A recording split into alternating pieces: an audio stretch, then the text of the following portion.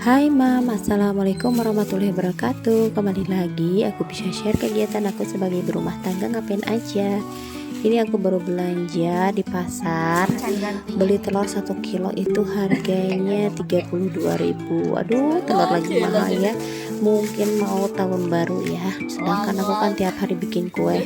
Mungkin nanti harganya agak sedikit naik, tapi kalau harganya ditaikin takutnya nggak pada beli gitu ya. Udah nanti mungkin untungnya jadi berkurang sedikit. Aku juga beli tempe satu itu harganya 5.000, tahu itu yang harganya juga 5.000. Kemudian aku beli jengkol ya, jengkol setengah kilo itu harganya 17.000. Kemudian bayam 2 ikat harganya 5.000.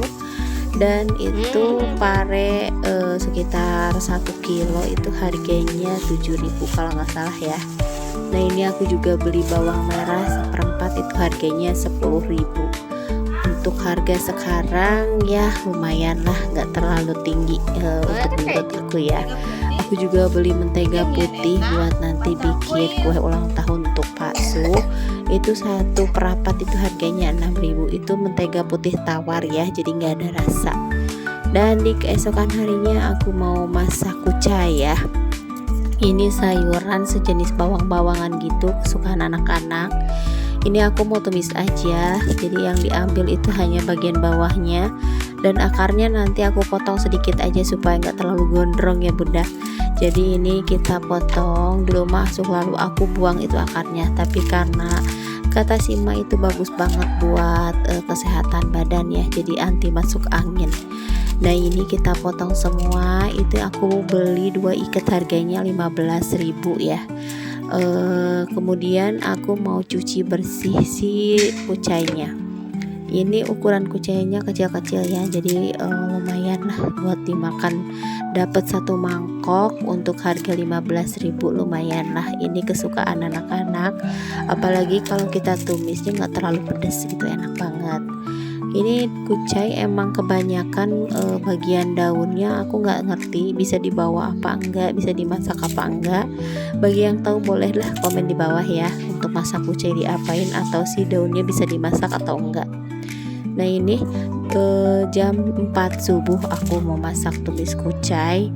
Ini untuk Pak Su sebenarnya kurang suka, tapi aku paksain, kata aku biar nggak masuk angin. Karena kan sejenis bawang-bawangan itu bisa mengurangi bisa mengobati gitu, mengobati masuk angin, mungkin karena anget gitu ya. Aku juga nggak terlalu ngerti. Dan setelah itu aku mau buangin bagian ujung-ujungnya ya, supaya nggak terlalu gondrong jadi jelek kelihatannya ya.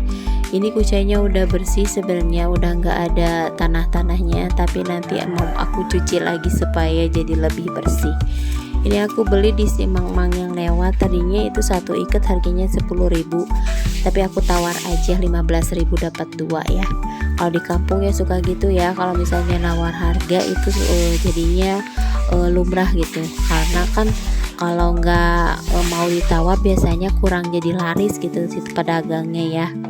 Nah ini setelah dibersihin bagian bawahnya, kemudian si akarnya udah dipotong sebagian jadi nggak terlalu gondrong.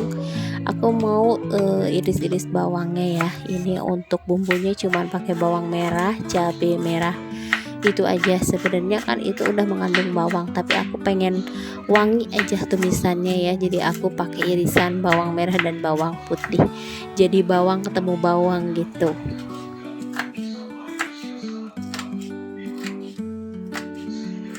Gimana kabarnya teman-teman? Liburan nih, mendekati liburan panjang, pada kemana? Kemarin aku sama anak-anak belanja buat peralatan sekolah ya, karena sekitaran 1 minggu lagi nanti masuk sekolah, pengennya pakai peralatan sekolah baru. Sebenarnya sih itu masih ada ya, tapi kayaknya lumrah banget buat beli yang baru.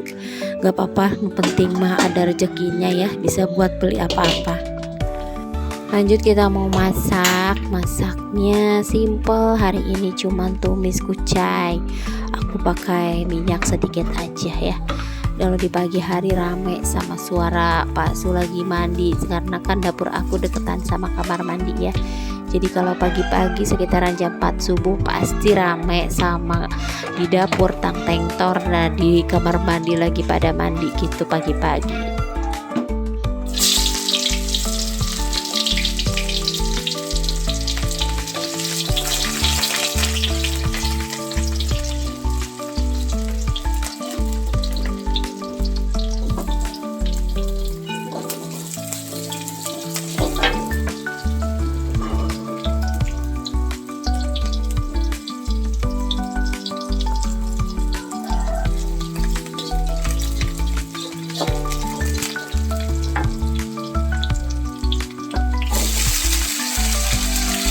Kampung aku selalu ramai sama suara ayam yang mengganggu. Aku gimana lagi ya, mau voice overnya tengah malam susah banget, udah ngantuk. Kalau di siang hari keganggu sama suara kokokan ayam atau berisik banget, gak apa-apa lah, yang penting mah bisa kedengeran. Nah ini aku masukin air supaya si kucingnya bisa empuk. Kita masak sampai matang ya.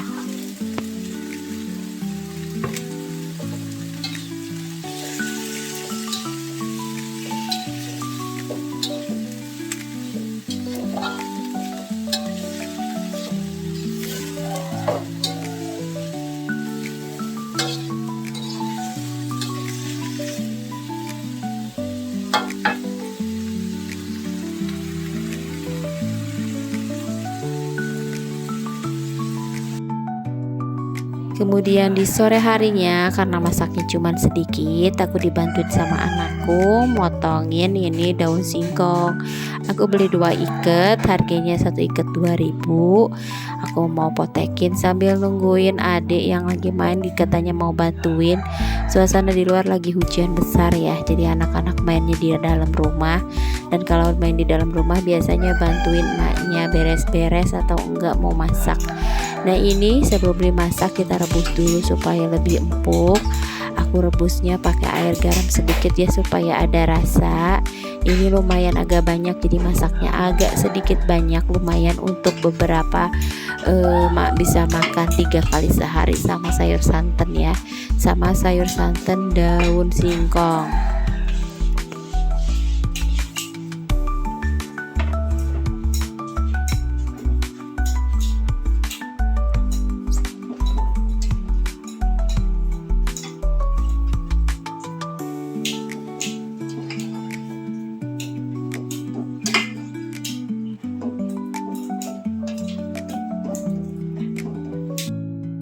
Ini bumbunya aku ulek, nah sama aja sama bumbu kuning tapi pakai cabai merah ya. Aku juga pakai lada supaya lebih sedap.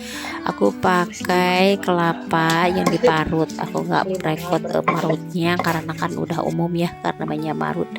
Nah ini setelah empuk kita potong-potong. Ini daun singkongnya masih panas, jadi susah dipegang. Ini aku potong kecil-kecil supaya nantinya lebih meresap dan gampang makannya ya, nggak iwir-iwiran gitu.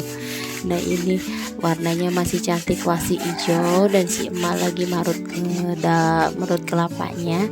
Dan ini bumbunya, kita siap nanti mau masak.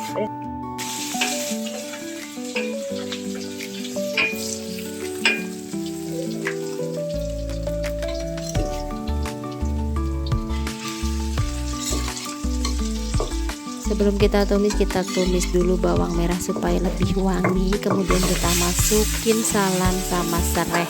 Pokoknya itu wajib banget buat masak sayur santan supaya wanginya wangi daging ayam. Anakku sampai salpo, katanya mama masak daging ayam sore-sore, padahal yang dilihat daun singkong ya, karena wanginya wangi ayam banget, bumbu ayam gitu. Tapi aku pakainya daun singkong. Ini aku pakai kelapa setengah aja, nggak pakai 1 buah, karena kalau misalnya masak sayur itu kalau kekentalan itu kurang enak ya. Dan untuk kelapanya nanti sisanya aku mau masakan bikin kue aja.